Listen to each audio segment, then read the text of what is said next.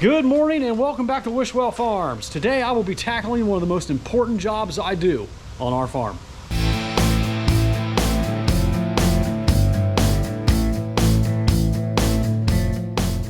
So, believe it or not, one of the most important jobs I do on the farm takes place during the winter. And I'm not talking about my seed order. The seeds have all been ordered back in November and December. I'm even starting to get deliveries of those seeds here in late January because it's almost planting time here in the greenhouse.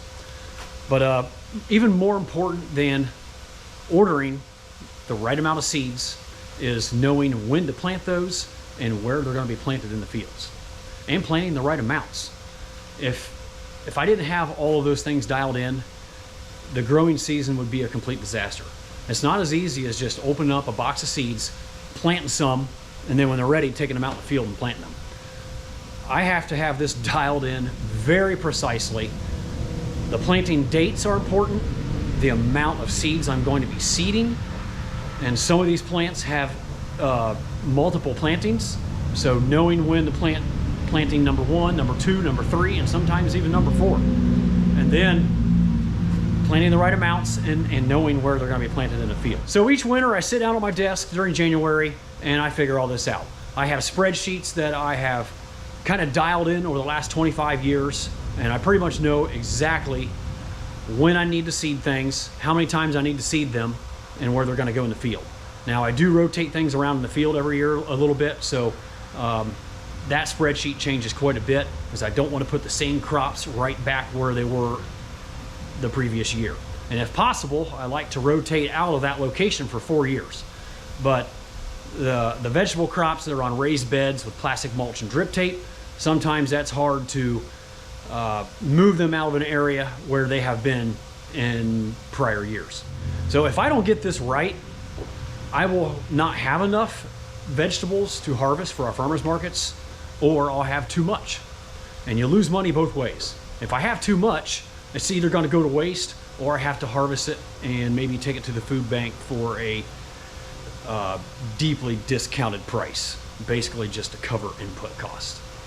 And if I don't have enough, I'm either going to not have product to sell, I'll lose money that way, or if it's something that I can buy elsewhere at a neighboring farm, I lose money that way too, because I've already put the input cost into growing my crop.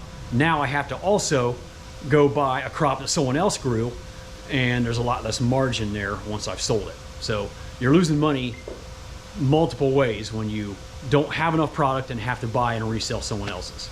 So in today's video, I'm going to take you inside into my office and show you the spreadsheets that I have put together to help me decide what to plant, how much to plant, when to plant, and where to plant.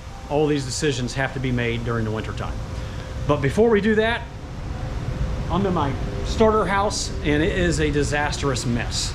We have a lot of work to do in here. Like I said in the prior video, I put off cleaning this greenhouse last fall and getting it winterized, and now I'm kind of got my back against the wall and I've got to get this done this week because the plants in the basement have germinated and they're about 1.5 inches tall, and in about a week we're going to be bringing them out here. So we need to get this disastrous mess cleaned up, and that's what we're going to work on right now before we go back inside to look at the seeding spreadsheets.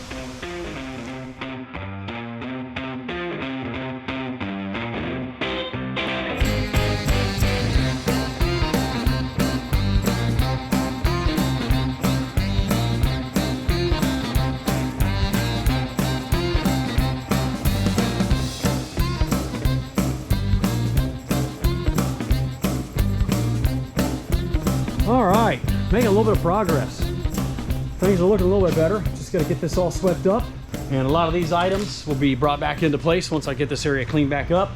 And some of it goes in the dumpster. But we're not too far away from having this completely done. I'll move these racks out of the way so I can pull the weeds better and sweep it up better, and then take the leaf blower through here and get that nice and clean. And then we'll be ready to bring the plants out next week.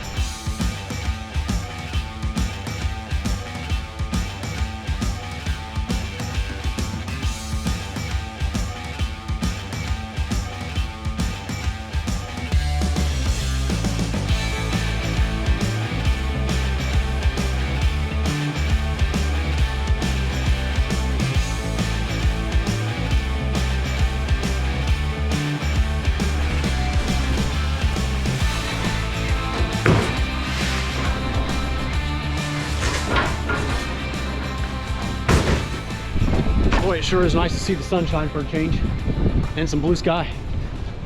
So here we are back in the transplant house. It's all officially cleaned up. All the weeds have been pulled, all the junk's been swept up. Everything's organized and ready for another growing season. So as you can see, I put down a insulation board because it gets really cold under the roots.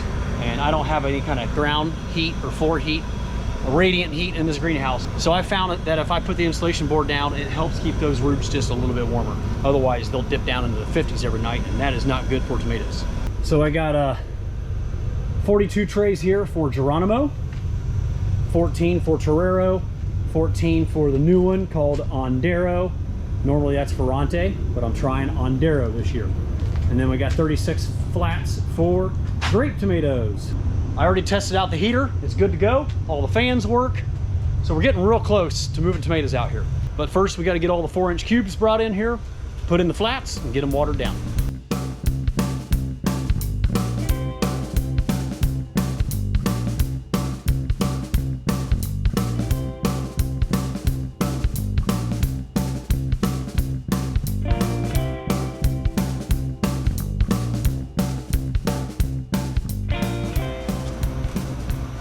These 4-inch rock wool cubes are the Grodan brand, and it's basically just like insulation.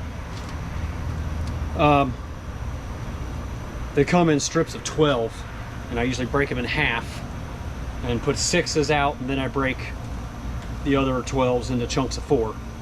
It's that way I'm not having like random loose pieces moving around. They're in slabs, bigger chunks, more manageable. So now that I got those all laid out, it's time to water them, and it takes a boatload of watering. These things hold so much water. I mean, right now they're very, very lightweight, like several ounces, and they're gonna be probably a pound after I put water in them. But that's what you want. They hold water for a very long time, and that way I don't have to come out here and water them every day. I can usually get by watering 2 times a week. Once they get bigger, yeah, they probably need watered every day, especially when the sun's out. All right, I'm gonna go grab some lunch and we'll come back out and water after that. Okay, I am currently in my office with 5 of my main spreadsheets that I work on throughout the winter. We're gonna start over here with the seed order, 2024 seed order. I get my seeds from 3 different companies. The ones that are highlighted in green come from Gowan Seeds. The ones in blue are my hydroponic tomato seeds from Crop King here in Ohio. They are all derooter seeds. And then the ones that are not highlighted, which is the majority of my seeds, come from Rupp Seeds here in Wauseon, Ohio, up in northwest corner of Ohio. Here is my 2024 seeding and planting schedule. And I'm going to give you an example of something on page 2 here. So here's cucumbers. I have 5 varieties here. Normally I just plant 3, but I had a couple extra varieties I wanted to try to get cleaned up on this year. So you can see here I have 1, 2, 3 planting dates. I have had 4 planting dates in the past, but I have found that 3 planting dates gives us plenty of crop to harvest throughout the season. So you can see my very first planting date says April 15th to April 20th. I usually have like a 3 to 5 day window for seeding. And then May 15th to 20th will be the transplanting date, where they're actually set out in the field on the raised beds. And then I put down how many rows I'm going to plant. Over here you can see I use a 72 count tray or insert in the tray. So there's 72 plants per tray, and I plant these at a 1.5 foot spacing. So I'll do 3 plantings, and my final planting is set in the ground in mid to late July. And that usually carries me all the way over into frost in early to mid-October. So, we got cauliflower and broccoli on the front page. I don't plant cabbage anymore. Cucumber, zucchini, yellow squash, eggplant, and winter squash. Normally we would also plant winter squash out in the open field with pumpkins, with a rye cover crop, but we quit doing that because I think we're getting out of pumpkins this year. So we do put a couple rows on plastic. Peppers, tomatoes, candy onions, cantaloupe, seedless watermelon, and basil. And then here's a few items back here we don't plant anymore that we used to. Spinach, kale, we do still plant some beets. So that's basically everything as far as the vegetables go on the raised beds with plastic mulch and drip tape. Then I have my sweet corn schedule and my green bean schedule. So something here on the sweet corn I'll show you real quick. I have records dating back to 2007 of my planting dates. And I think I have 10 years worth of planting dates there, 07 through 2017.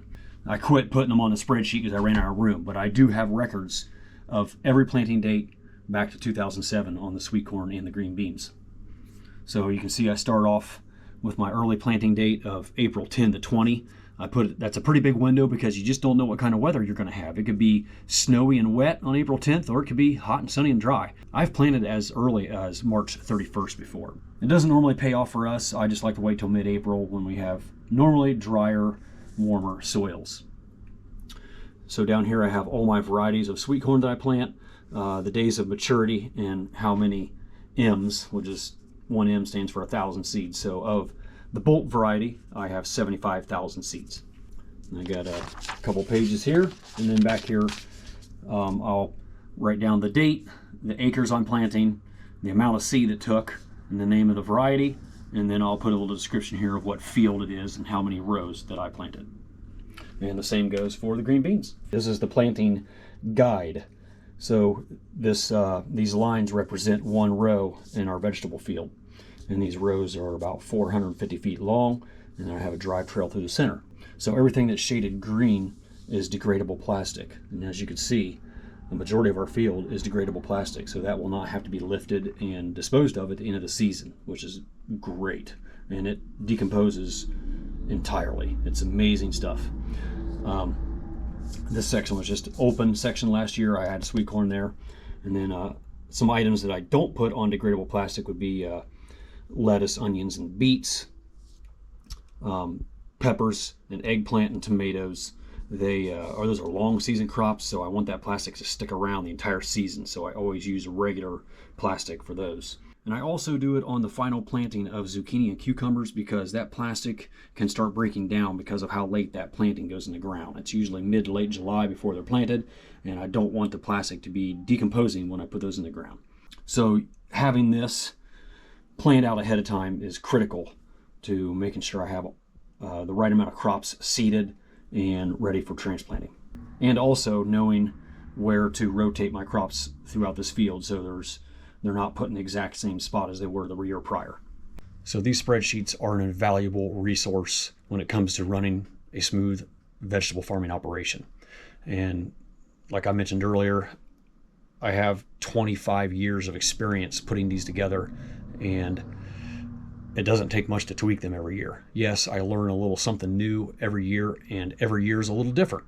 But for the most part, they work out very well for me and keeps our operation running smoothly by knowing exactly what varieties we're planting, how much we're planting, and where they're going to go. So if you're new to vegetable farming or just getting started and are trying to figure all this stuff out, I'm happy to help you down in the comment section. Just drop me a comment down there and I'll do my best to answer your questions.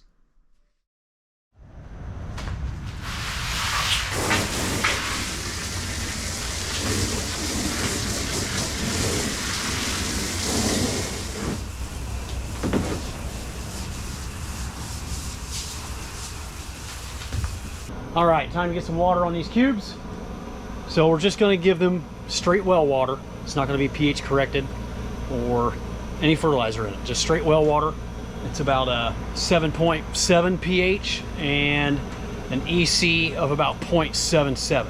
So we're going to soak all the slabs, fully saturate them, and then I'll fill that tank back there in the back that I just got done cleaning out, and I will fill that with pH corrected water and about a 2 EC, and I'll put my pump in there and pump directly out of that tank and saturate these cubes a second time to flush out all that well water with no fertilizer in it. And then we'll let that warm up, and probably tomorrow or the next day it'll be time to transplant.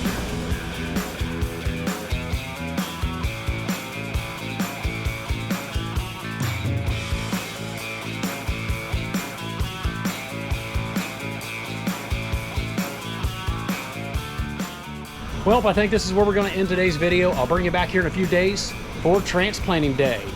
If you enjoyed the content, please give it a thumbs up and consider subscribing to our channel to follow along in all of our farming adventures during 2024.